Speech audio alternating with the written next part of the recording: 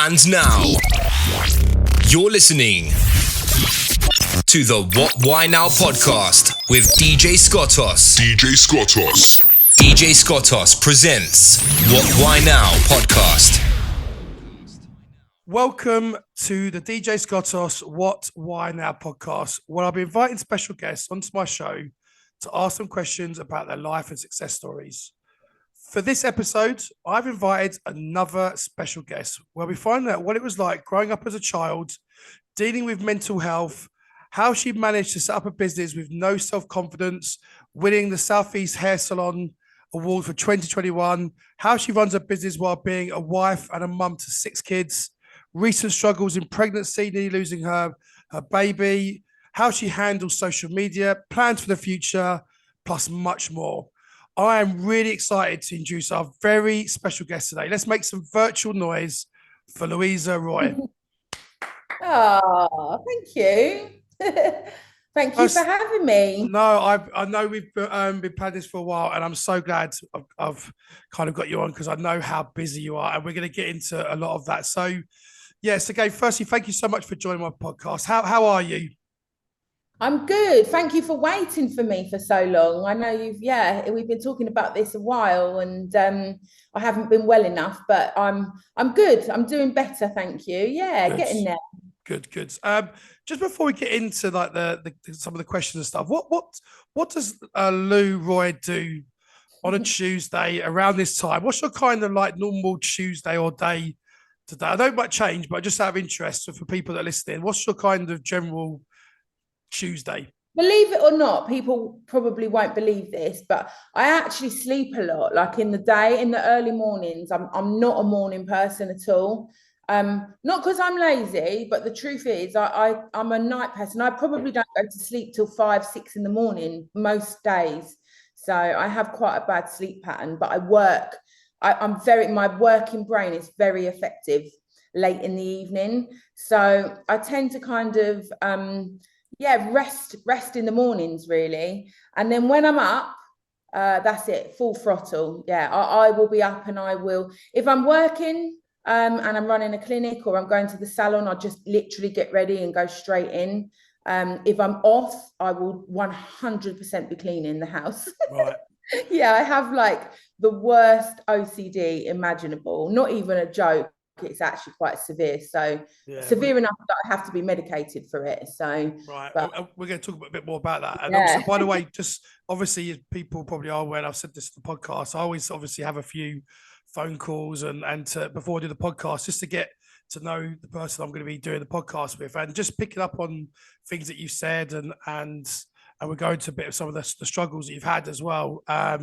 Your work ethic is mad. I've got to be honest with you. Like you mentioned about the OCD, but your work ethic is incredible, and how hard you work. And yeah, so that's a real credit to you and your fact, like how you are, and just having up to 6 kids is just crazy. I've got 3 kids and I struggle. So God, you've got double that. So we'll get into that in a bit.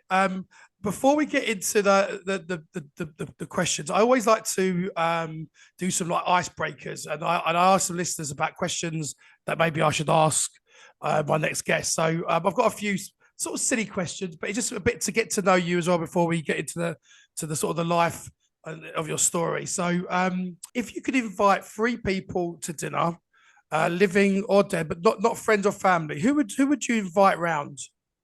Okay, so they probably wouldn't all have passed, so it's all going to be people that aren't with us. George Michael, I just absolutely love George Michael. Would love to have sat and spoke to him. Michael Jackson, I just would love. Like, I think he's one of the most interesting characters.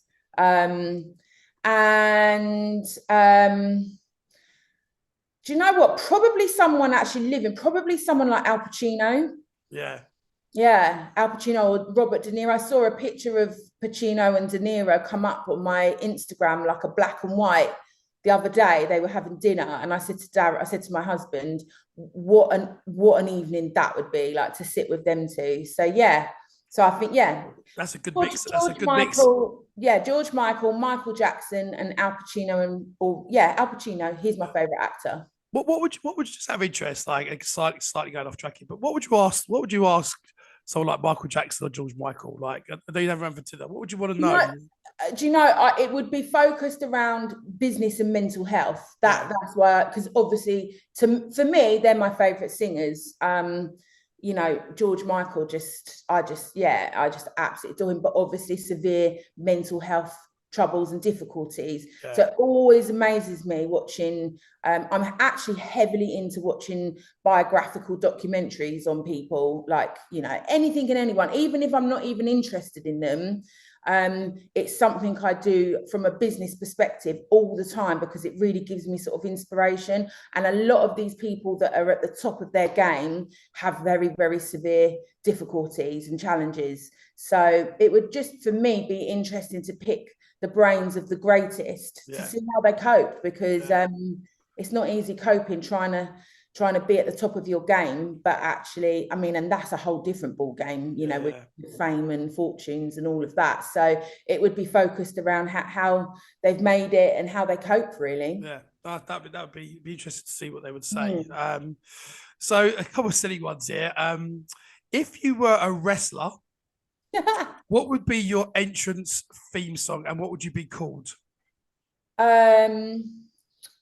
The greatest is what I'd be called, because I always have to be the best. I'm so competitive. Oh, I have as well. And an entrance song, oh God, probably like some kind of rap song, something Tupac, or something like heavily motivational. You know, like I'm not massively into rap, but I do like, if when you see like the boxes and all of that come out, and it's like a tune that you like, I don't know, probably some kind of rap tune.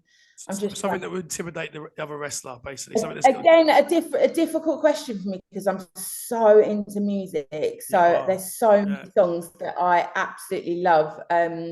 So, but yeah, probably a Tupac song, or a Notorious B.I.G. song. Something along those lines. Okay. If you were a superhero, what would your superpower be, and why? My superpower would be probably to bring kindness, like to try and heal people. I just hate the world that we live in, with the cruelness and the unkindness of people. I just wish sometimes you could have a wand to just make people see that you don't have to be mean and nasty. Like, so I think, if I could have a wand to just sometimes like wave it at people and go like, just be nice. Yeah, no, I hear you. That would be my superpower, I think, if I could. Yeah, healing. That'd be a good superpower to have. No, Healing definitely. superpower. What was the best decade of your life? Yeah, decades. I'd have to say my 30s were significant for me. 20s were very, very tricky. I really struggled, although I had four of my children in my 20s. And then my 30s, a lot of things started to change. I got my business, I got married, my mental health kind of got better, came together. And my 40s, I'm 42 this year. 40s have been really turbulent so far. So the 40s have challenged me. So I'd have to say my 30s were amazing. So that'd be that in the 2010s then. Yeah. Tens. The tens. Okay. Yeah. I mean, obviously, you know, childhood is, you know, you look back on childhood, well, not all of us, but there's some periods of childhood that I'd love to go back to, like my teens, 15s, 16s. But talking of like proper adult, you know, where you get a handle of adult life, I'd have to say, 30s was significant for me. Big positive changes. Yeah. No, I hear you. I know we're actually going to talk about that in a second, actually, about your childhoods. So I'm interested to see what you say. Last question. Who is the most famous person you have on your phone right now? Katie Price. Katie Price. Yeah. Cool. Yeah. I would say Katie Price. I don't have many famous people on my phone. So, but Katie Price, you know, she's a big name, isn't she? So, regardless of what people think, whether they like or dislike, like Kate at one point in her life, and still is, but at one point in her life was probably on more magazines than like what we see of the Kardashians right now. So And she's a big personality. I think she's you know, like I say, Yeah. people have a different opinions because they read stuff in the press or whatever, and like Yeah. anything, people just make the Oh, decision. you can't go along with all that. I mean, Exactly. if you believe the press, you'd see that it looks like my baby is her baby right now, splashed all over magazines, and I'm dealing with them at the moment. Like, they're in quite a lot of trouble because they've not asked for permission to take my baby, and they've put it as if that's her baby. So Wow, yeah, really? yeah.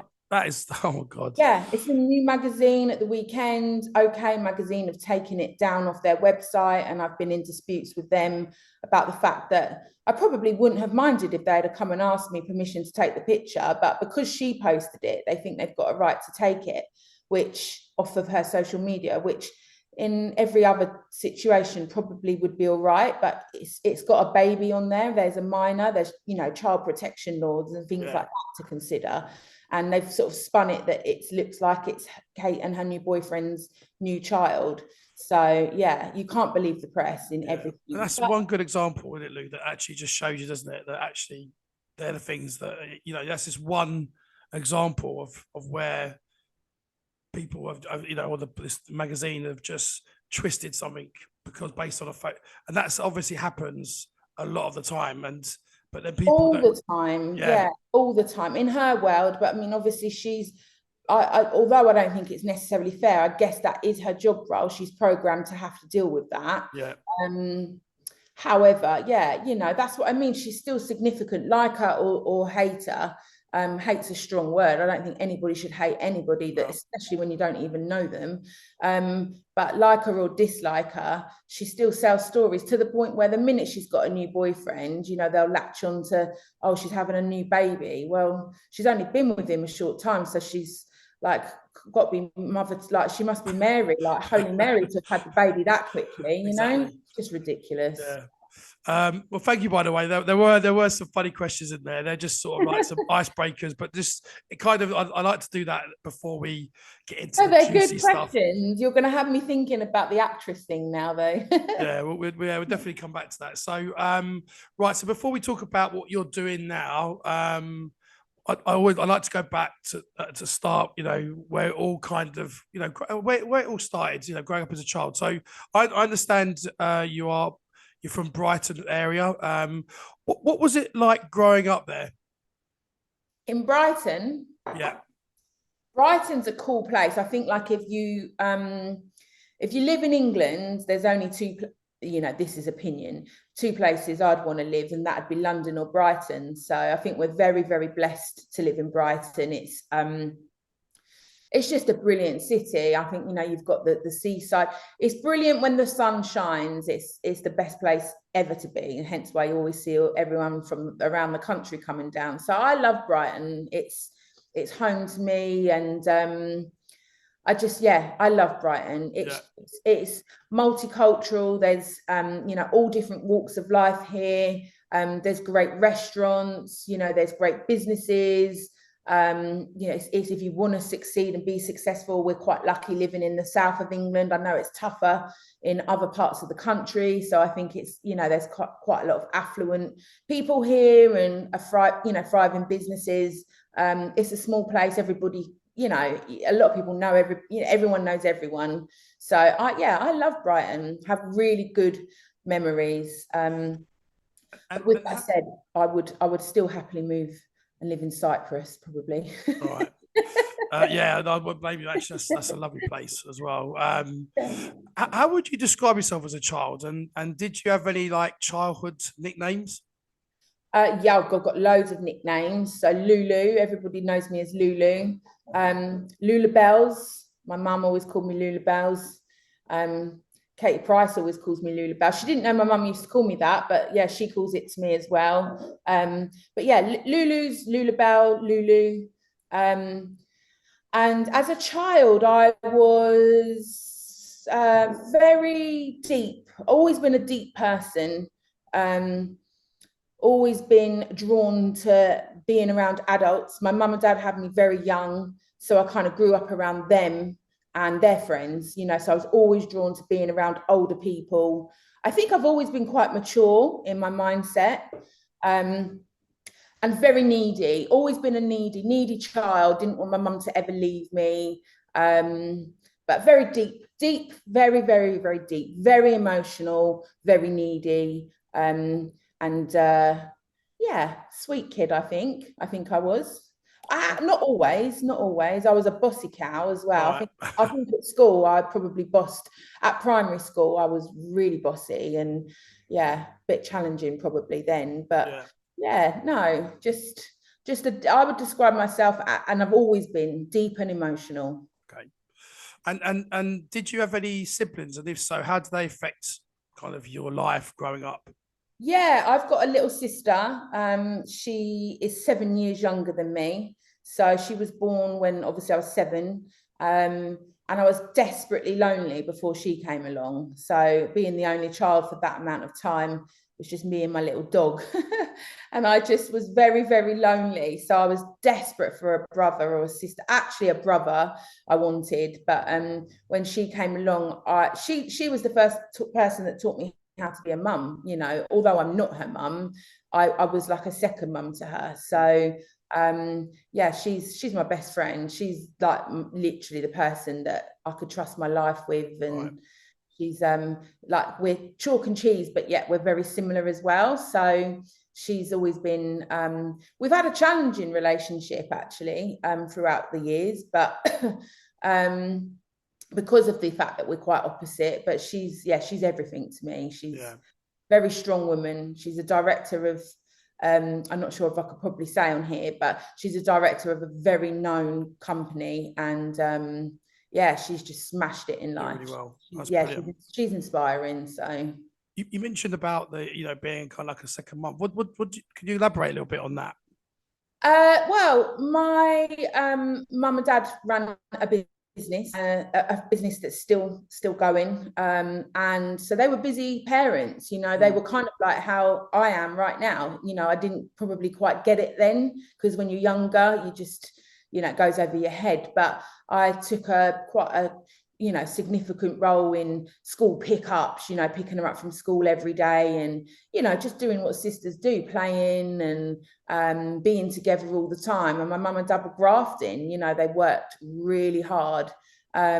So I was naturally quite motherly, so I would just always be second mum to her, really. So it's quite a big age gap, seven to newborn. I don't think I was interested when she was newborn. I was like poking her, like, well, when is she going to do something? And all of that. But once she started to get a little personality, that was it. We were stuck side by side. And we kind of have been off and on. As I said, we had a gap where we didn't see or speak, sadly, for a long time. But since that, we're super close again. So that's good. That's really good. I think everyone can relate to that that's listening to this, with brothers or sisters, or brothers and sisters. You have those moments, don't you, growing up, and then when you get a bit older, you clash and disagree, but you always should come back and remember that like you say, you've got that relationship, and it's nice to hear that you've got that you're best friends as well as sisters. That's lovely to hear. She really is my best friend. Yeah. As I said, there was I'm not talking a short time. I mean, like 11 years where we didn't talk. So wow. Like we only just started a couple of years ago rekindling our relationship. But she had, she found mental health difficulties of mine challenging. It was heartbreaking, and there was frustrations and just clashes there. About mainly that, really. Our parents divorcing, always a tricky thing when your parents divorce. So but we're good now. Good. So that's good to hear. And actually, I was about to ask about your parents. What were your parents like, and what impact have they had on your career? You just mentioned that they got divorced. Like, how hard was that? Oh, just like, I can't even begin. When people say, oh, my parents divorced, you just kind of like, oh, sorry. Like, you just I don't know. Like, I don't think people connect with just how severe that is. It's a grief. It's literally like grieving over someone passing away, because it rips a family apart, particularly if you're a close family initially. So my mum and dad were, they were married 20 something years. very successful, very driven. I mean, my dad still runs the business. Sadly, I don't have a relationship with my dad.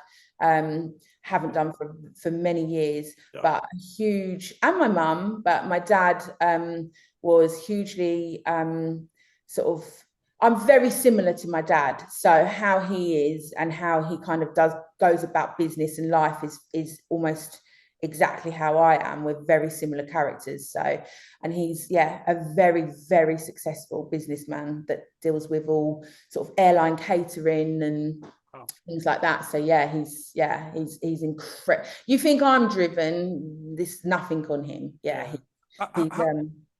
How old were you, Lou, when they split up?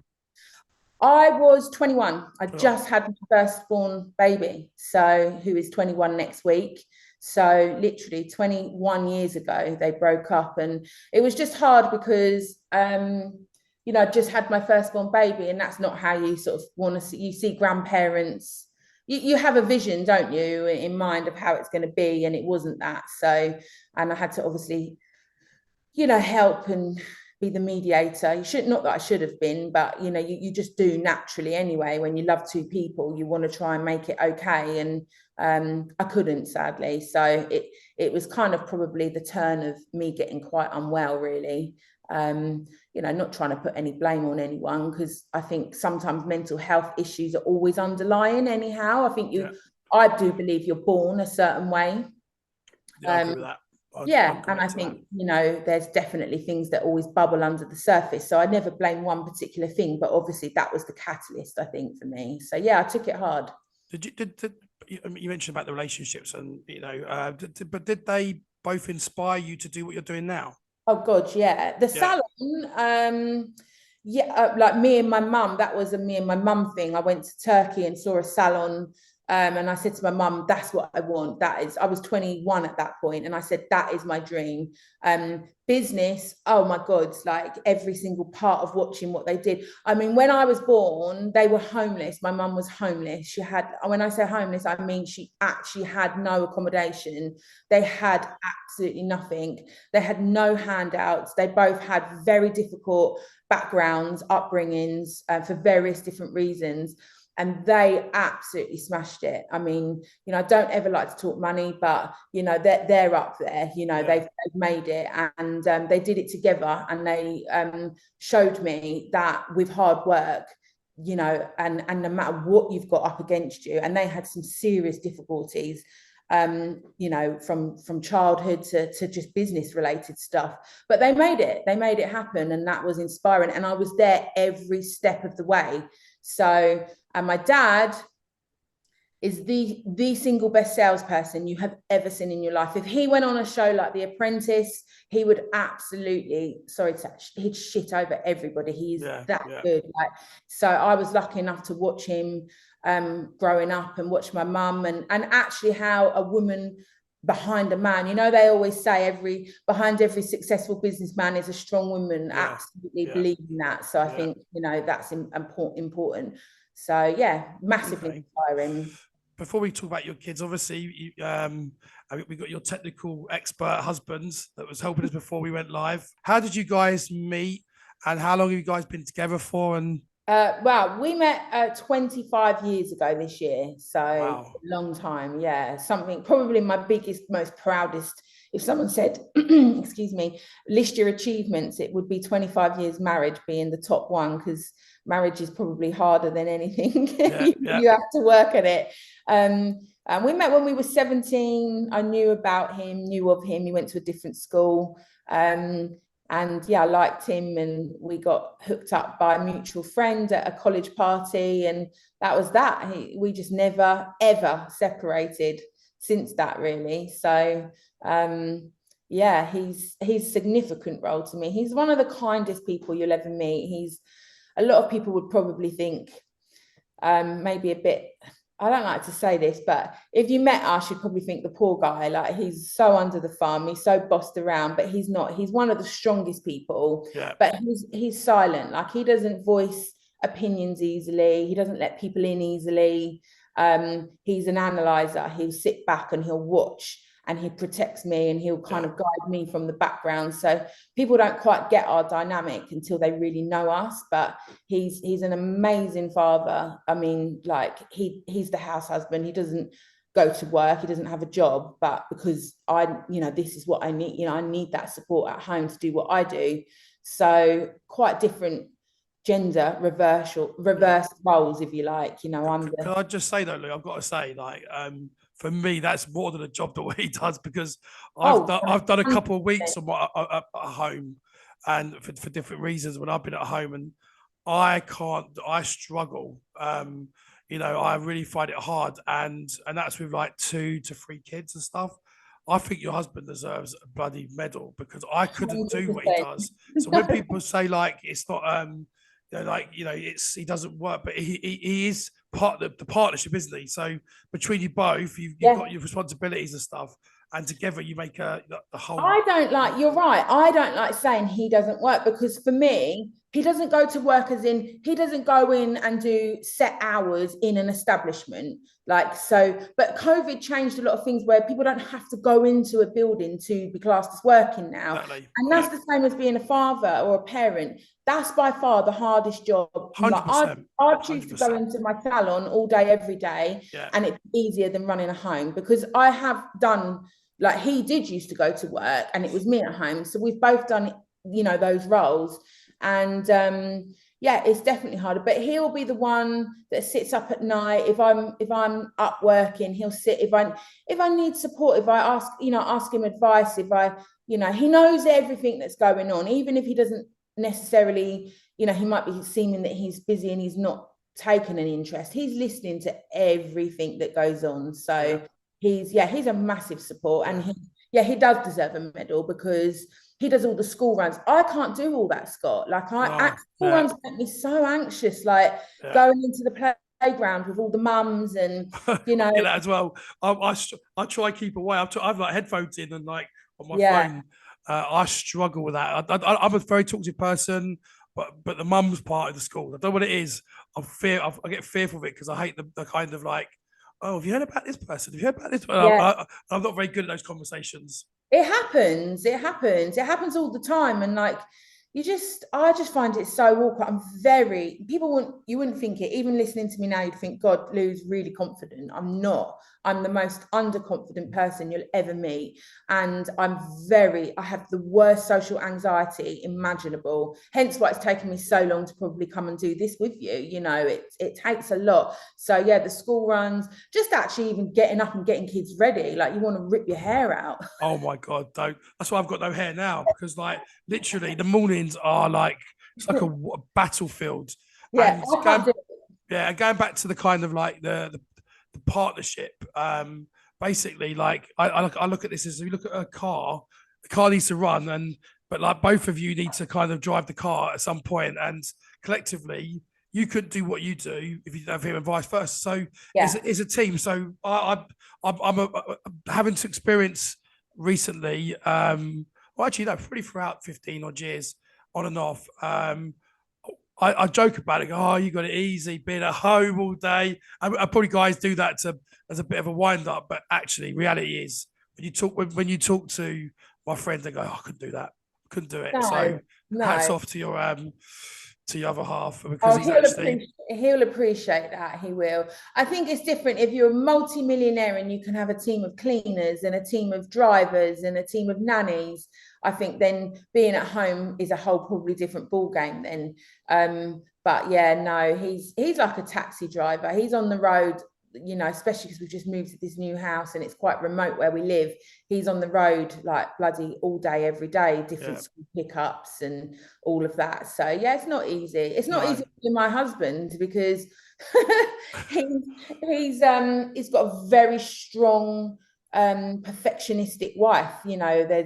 There's no room for error, and there's no room for mess, or there's no room for anything other than the best. It's tiring. That is, and I recognize that, because it's a mental health disorder. I laugh and joke about it, but it's a severe mental health disorder, and having to live with somebody. Well, we all have to adapt to living with each other, because we've all got, in my opinion, different disorders to some degree. So it's an adaptation of living together. And I was given an interesting clip on Instagram actually the other day. A woman, I don't know if she's like a life coach or something, but she basically says that she says to her husband, where are you at with your pot? And he'll be like I'm at 70%, where are you at? And she'll be like, oh, I'm at like 40%. If she's at 40% and he's at 70, she'll be like, right, I need to up my game. And he'll be like, yeah, I need to up. How do we both meet at 100%, the 100% mark? And I said to my best friend, that's a really, really good way of conducting things. So we're going to talk about your football team, kids that you've got, like it's the 6 kids you've got. Tell us about the kids and how old they are. I guess start from the top, work your way down.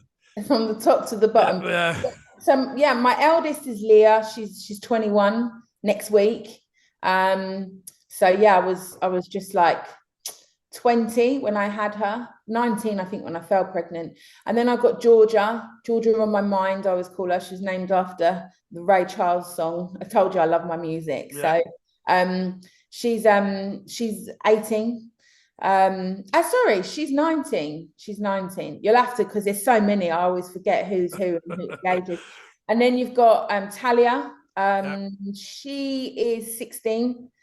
And then you've got Lucas, who is 15, my first boy.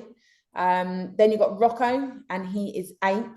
And then obviously lovely baby Gianna, who is 8 months now. Wow. So, yeah. And what's the relationships like with, because my 3 like love each other, then they hate each other, then they love each other, they hate each other. What are your 6 like, or maybe more 5 of yours like together? It's funny, you know, such different dynamics to all the kids. It's very interesting to watch. So they kind of go through different phases, really. Leah, being the eldest, she's at uni studying a history degree at Sussex Uni. She's super bright in her like student accommodation, so she's not here so much, and neither is Georgia. She's sort of living at her boyfriend's a lot of the time, pops home here and there. So does Leah. But so mainly it's like Talia and Lucas, the last 2 of the 4. They're like mum and dad, and they live here. Yeah, they're like mum and dad. They hate me for saying it, but I've always called them the twins because there's only 13 months between them. So they're very close. They used to hate each other, but now they actually quite get along. They are at the same school and college now. They're kind of conjoined, and they've always been at the same school together. And yeah, they're like mum and dad, and they have been to Rocco, the 8-year-old, who they're brilliant with. And then now they've got Gianna as well. So they're just, it's not forgetting the other 2, but the other 2 are kind of flown the nest, if you like, you know. So it's kind of more the 4 of us now at home. So Talia and Lucas are quite close, and they're exceptional as brother and sister to Rocco and Gianna, the 2 younger ones. But yeah, they all get along. They're all very different. They're very, how I would describe them best is they're really bantery. Like they're quite to the bone. And I'm like, wow, like let's like pull back here. Like they banter with each other, all of them, quite hard, and take the piss out of each other. And sometimes it can get a bit much. They're extremely competitive. So yeah, they're all, but they're funny, they're lovely. One thing I'd always say, again, the second proudest thing, or on par with the 25-year marriage thing, is how everybody will always say about what amazing kids they are. They're really, I know every parent says this, but they're exceptionally good kids. Like they're challenging. I have my real rough times with them. A lot, but they're really lovely kids. They're really, really nice. I think that's what you want to hear, Lou, when people outside of your house, when they see them, go, oh, they're lovely, they're so polite, and they're so confident, they talk and stuff. Because mine are like that. But then when they're at the house, they're like that. But when they go outside the house, people go, oh my God, they're lovely in there. So what do you want? You can have them if you want. You said you could take them for a little while, and but anyway. Well, I always say that's how you know you've done your job well. Is when other people compliment them. It's about how they behave around other people. So because I think kids will always be a bit, you know, challenging to their parents. You know, I think that's a given. You know, kids will come up against you, but if they're respectful towards others, and Georgia, my second one, she has worked in my salon since the get-go. If it's very, very young, obviously not, you know, fully paid work, but she would like help and hang around helping and making coffees and teas, and then now is a full member of the team. Wow. Although she actually has just left to do some dental nurse work now. So, but she's so all the clients know her. All the clients, it's a busy business, and they all know the kids. And so clients will always say, Lou, your kids are just lovely. You know, they're so polite, they're so kind and caring. So they're good kids. Is there any sort of anything that you're quite proud of with them? Yeah, I mean, everything about them. I mean, they are intelligent, you know, very, very emotionally intelligent kids. I'm very proud of how resilient they are. They've had to endure quite a lot over the years with my mental health, not always being well. I mean, you try and protect your kids as best as you can from that kind of stuff, but when you live together and they start to get to a certain age, they're not stupid, you know. And I do believe in it's quite a scary thing, to say the least. I believe in transparency and honesty, so that the kids know what's going on. They're not scared. So the resilience that they've shown over the years is amazing, and the compassion that they have because of that is also, you know, amazing. That they are, you know, so kind, because they understand pain and they understand difficulties. They know what it's been like to live with nothing, you know, have absolutely nothing, you know, and I mean nothing, you know, times where we'd be sat in the dark, where the electrics have gone off, and, you know, I'm borrowing money to put the lights back on. So, you know, they've lived and they remember harder times. And I love that, actually, because that was kind of like my childhood. I remember tough times, and then I remember when my mum and dad started to make it. And there's a big difference in those two lives. So I'm proud of the fact that they're all very routined and structured. You know, they can get up and get themselves together, because there's days where that's a challenge for me. So when you see your kids live in that, and that they can get up and they can have a structure, that's just simple things like that, but that's a proud thing. 100%. So proud of them for everything, and they're beautiful as well. They're really stunning looking kids. That's amazing. No, you know what? Comments on like just how stunning they all are as well. Handsome and beautiful looking, handsome boys and beautiful girls. So talking about your young one, obviously I can relate to your daughter, you getting preeclampsia, because that's what happened with my my first as well. How hard was that? And I know you mentioned to me about you nearly lost her, so like all of that going on and stuff. I don't even want to share like. I will. You'll have to forgive me. I try, because I don't talk about it too. I do talk about it, but I don't. It's weird. Like, I talk about it. I write about it. I scripted everything. Facebook to me is like a diary. Always has been. I don't know why. Not because I'm trying to gain attention. It's just my way of relieving emotion and pain sometimes.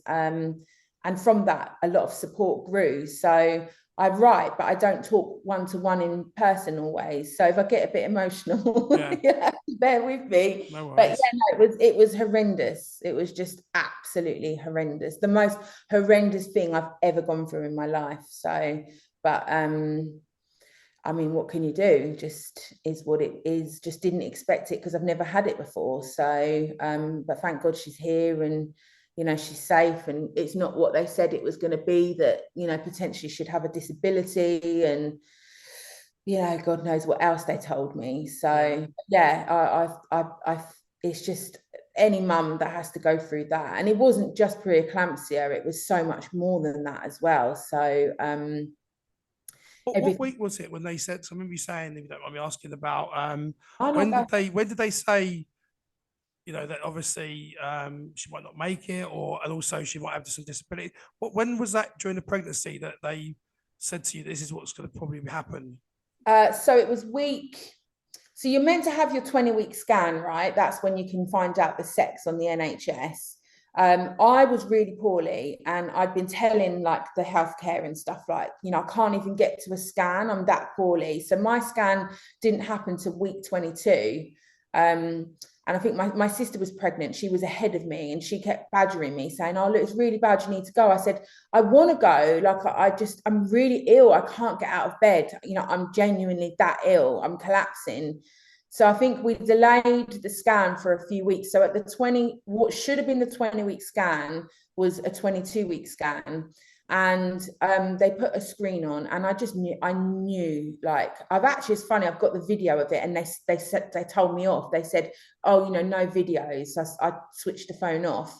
But it's the first scan, bearing in mind, obviously, I've got 6. It's the first scan I've ever looked at and thought, something's not right here, because you couldn't make out her face. You couldn't make anything out. And I'd had a lot of scans before, you know, private scans before that. So, you know, and I could make everything out.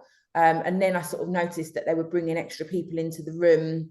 And then it was like, can you come back tomorrow? And I was like, is there a problem? And it was the next day, I think, that I found out that they basically said there was no water. So obviously the baby has amniotic fluid to keep it alive. And there was nothing. So I was like, I'm so stupid with things like that. I was thinking, well, just fill it back up, you know, like it must be you know, I actually think they do it in America, apparently, where they can, you know, they can actually play around and put water back in. But so we went to a medicine fetal scan from a specialist. They're the kind of top, you know, the top-notch doctors, the medical fetal doctors. And she just basically said to me, you're looking at a very poor prognosis here. And I said, well, what do you mean? She said, well, there's no water. There's not even, I think there's a condition called oleo. I can't pronounce it, but they call it oli. And that means that there's a very small amount of water. And then there's another condition, which is what I had, and I forget the name, but that means there's no water. So I said, okay, so what happens from here? And she said, well, you know, you can have a termination if you want. I said, what do you mean? I said, at this point, I'm 24 weeks. So I said, you can't even do that, can you? You know, like, she said, under this circumstance, yeah, you can. And I just said, like, I can't do that. You know, there's just no way. Me personally, I'm not God. I'm not going to be able to make that decision. And what if she's okay? You know, she said, well, I'm telling you, it's a very, very poor prognosis because there is no water. We can't see any bladder. She's going to need to probably be born next week because she can't keep going. You know, her lungs won't develop because there is no water for the breathing. So they all geared up at the Trevor Mann unit, which, you know, big shout out to them because those guys are, wow, like they're incredible. So, and they geared up to give you know, a cesarean. Sorry, there's my dog in the background. They geared up for a cesarean section at 24 weeks. But the following week, we had another fetal medicine doctor from King's College come down, and miraculously, the water had started to show a small growth. So they'd put me on blood pressure medication because they suspected preeclampsia, although they had said, you know, preeclampsia is very rare, doesn't happen at 21, 22 weeks. So they were a lot of the doctors were saying, no, it's not preeclampsia. It wasn't quite definite that it was or it wasn't because the bloods were playing up and not showing it. I absolutely knew it was, like I knew it was. And I'd been telling them for weeks, like I couldn't come to the scan. I felt really unwell. I was collapsed. I called an ambulance. You know, ambulance wouldn't even come out to me. Like, honestly, it was really hard to get them to listen to me. So I had quite a lot of anger and upset around the fact that they weren't listening initially because they were like, no, preeclampsia doesn't happen at 21, 22 weeks. But yeah, you know, they put me on blood pressure medication. They recognized it could be that. And then the next week, there was a tiny bit of water there, which they'd never seen. They said that was the kind of miracle surrounding Gianna, was that water doesn't grow back typically. So then they kept me in hospital for weeks and weeks until they delivered. So, yeah. That is incredible. And then what week did you have her? 34 weeks we went to, and they couldn't believe that I'd pushed it that long. As I said, Trevor Mann knew about me, knew about her, because it's a very rare situation that we found ourselves in. And although they give, lots of babies are born, early, but her situation was very severe, quite rare. And so they were gearing up from week 26 to deliver. I mean, that was on my birthday, so April the 21st last year. They sent a doctor down to the ward, because I was kept in at that point, to tell me, how they'd deliver her, how basically she would die. I had to kind of plan. On your birthday as well. Yeah, Whatever day it is, but it's yeah. ironic, isn't it? That it's on your birthday. It was the worst day of my life. And yeah, they explained in detail. I did want to know, like, so tell me, because obviously I was expecting that's going to happen next week, what's going to happen. So she's going to be born. Like they said, that her lungs she wouldn't breathe. Her lungs would be so underdeveloped.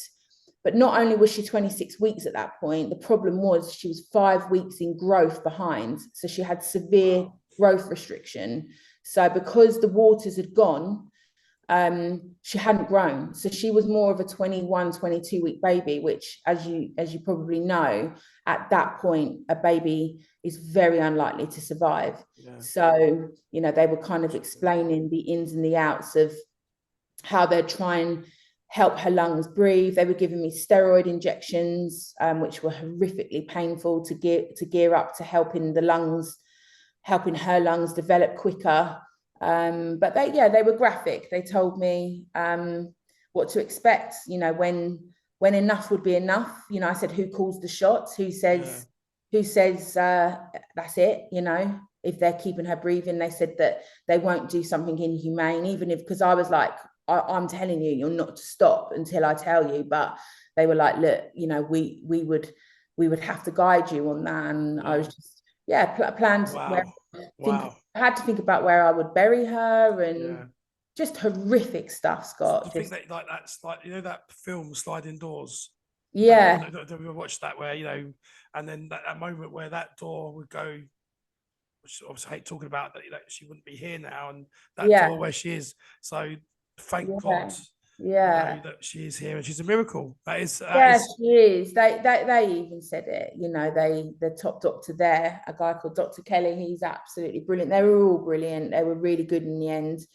But he said to me, came and saw me after, and he said, God, I can't believe you pushed it to 34 weeks. But I pushed my body to the limit, because preeclampsia doesn't just affect the baby, it affects you, it affects my organs were starting to shut down and struggle. And I was severely unwell, and it got to... You could die as well if you literally, you can die. You literally can die, and I honestly felt I'd pushed it to the point of that barrier. I was like, I think it was week 34. I said that to them then, enough, like, let's deliver her now. I've given her the best chance I can. And they said to me, you don't, because they were thinking 28 weeks, 29 weeks, 30. It was me saying, let's push it another. But they kept me in as an inpatient. They gave me medication, and I did everything they said, tried to not be stressed out. And so they were just amazed that I'd pushed my body that hard. Incredible. Are you going to have any more kids, or are you done now? No way. That's it. Now you got your 6 now. I always wanted 6. You always wanted 6. Okay, that's what I was going to ask you. Actually, was that always the plan you both had? Believe it or not, since I was 11 years of age. Yeah. Right. Like, I know that sounds really random, but my gran had 6 daughters, and she was like my hero. So I was just like, that's what I want to do. So, and I did it. Well, and we're going to move on and talk about your business and stuff. But I just want to say, because obviously you've been dealing with mental health and stuff. But do you think the impact of having a baby has had a burden on you even more? Like, has it had a bit of an impact on your general health, because you really pushed it that to get her to be where she is today? Do you think that's had a big impact on you now? General health or mental health? Both. General, definitely. After she was born, I've had 2 or 3 further operations for kidney problems, severe kidney problems, and stones and stents put in me. So definitely my physical health hasn't been great. And And mentally, yeah, without a doubt, PTSD has kicked in. Something I've suffered with anyway before, but this is a different, like, this is a, not that I didn't have real traumas before, but this was an actual crisis, you know, like I've had traumas of different various problems, but not so much as an actual crisis, like a near-death situation. Yeah. So yeah, it's been difficult. Yeah, it's been challenging, but I'm quite experienced with how best to deal with mental health. Although I'm, you know, not, I really do struggle. I'm very focused, and I'm very astute with knowing sort of signs and how to help myself. So yeah, and I also know where compulsive behaviors will begin off the back of things like PTSD. So for me, I'll get compulsive disorders that happen, usually work related. So I'll work like a dog because it's sort of part of being obsessive and compulsive. So but wow, that's why I for me, the work thing, you know, like the business, how the success of the business has been, that's come off the back of having severe mental health. So because of like the compulsions and having severe OCD, so like some people will do drugs, some people will drink alcohol, some people will have shopping addictions, which I do have, by the way, but I don't have any of the other stuff, thank God. But you know, mental health comes out it comes out in different ways. For me, you know, it will always be things like cleaning, shopping, spending, and work. Yeah. So for work, but the good thing with work, although I will plow the hours in, and it can be hard on people like Darren, my husband, who will be like, God, you know, you are really like, no one's seen you, you've been working like a dog. You know, great things have come from that. Yeah. And my work literally has saved me because I love what I do. I love what I do. It's provided a whole different lifestyle for my family. And it's a positive outcome. Yeah. Like, not like spending where you dwindle your money away, or you take a drug and it, you know, you get very unwell and addiction because of that. The business plowing the OCD into that has had positive impact. Yeah. So I'm quite I can relate to that I've got ADHD, and I can relate to that actually. It has special powers, but also, like you say, it has some negatives, and it's how you mix them two together and try to find a balance that actually you could have the best normal life you possibly can. But when my ADHD is bad, or actually during my career, it's brought me a lot of success. I've had to work a lot harder than other normal people because of ADHD, because my mind's all over the place, and I'm trying to do like 10 things at once. I don't finish one of them, but so I've had to work harder, but it's brought me a lot of success because of how my mindset is. And so I can relate to that. Just on the mental health side of stuff, when did you know, like, for people that may be listening to this and they're like, oh, okay, I can kind of relate to that. But when did you know though, Lou, when the word mental health, or when you thought there was something not right about you? What age were you? And how have you got better at dealing with it? You mentioned about the business, but for people that might. So when I knew, I think, you know, when you're a teenage girl, I think a lot of teenage girls always feel that they're ugly, or they're not like their friends, they're not skinny enough, or they're not got this, they've not got that. So I always knew as a teenager that I had severe body confidence issues and self-esteem issues. Hated myself, hated the way I looked, genuinely hated it. So I did always think, oh, you know, there's something a bit wrong there. But also, always you'd hear mum and dad say, well, you know what teenage girls are like. And to be fair, a lot of teenage girls and boys do suffer with that. But by the time I got to being pregnant with my first, I absolutely knew I had severe mental health, because it would be suicide problems. Wow. So it would be as dark as that. And it went through, that's why I said earlier, like my 20s were turbulent, because there was constant suicidal ideations and attempts, and hospitalizations. Number of times I was kept in mental health hospitals. So at that point, I definitely knew there was big problems, which caused huge challenges throughout up until this point, really, you know. But what do you recommend to somebody that might start to have those thoughts, or also can maybe relate to that. What do you recommend people to do? Educating yourself is the key. Unfortunately, there isn't enough help out there for people with mental health. You know, we live in a system that is very underfunded and very fractured, sadly. As amazing as the NHS is, I'm not knocking it. It is a business that is, you know, in a crisis, and there isn't the help that you need out there. There has been improvements. I've seen that with the pregnancy with Gianna and the team that came on board then to help me. So I did see some positive changes. But to see a psychiatrist is like winning the lottery. You know, they just aren't there to be able to see. So it's difficult, and mental health's getting worse and worse and worse because you know, you've got things like social media, and I think that's had a massive impact on society, and it will for our kids. No doubt it will only get worse. But for me, what helped me was educating myself. So reading, you know, books, as many books as I could, and, you know, as much like, you know, these groups on Facebook, and connecting with other people, and just the educate. I'm blessed though that obviously I've got that ability to be able to read and, you know, be focused to educate. But again, all mental health comes in different forms. Yeah. So if you've got schizophrenia, you know, or even something like ADHD, it's a mental health. I see it. I don't know for factually, but I see that as a mental health thing. My husband had it, and I do think I have it.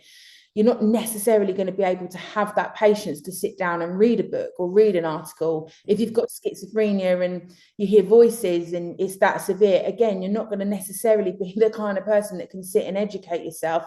But if you can, education is key. That's what helps you.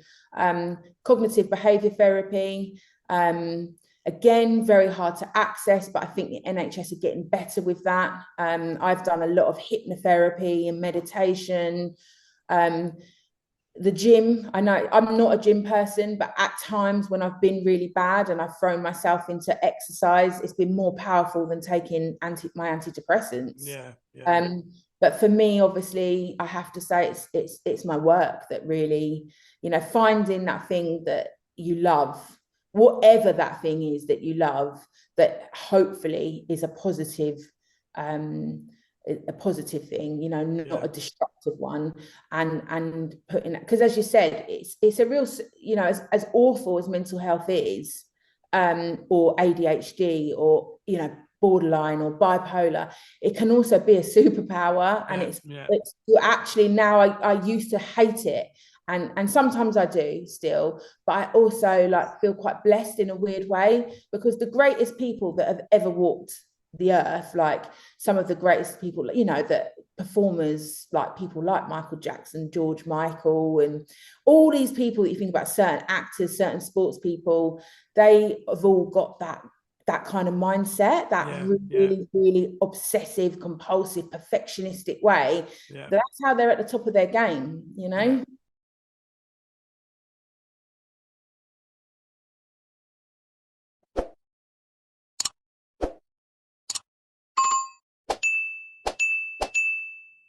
The What, Why Now podcast.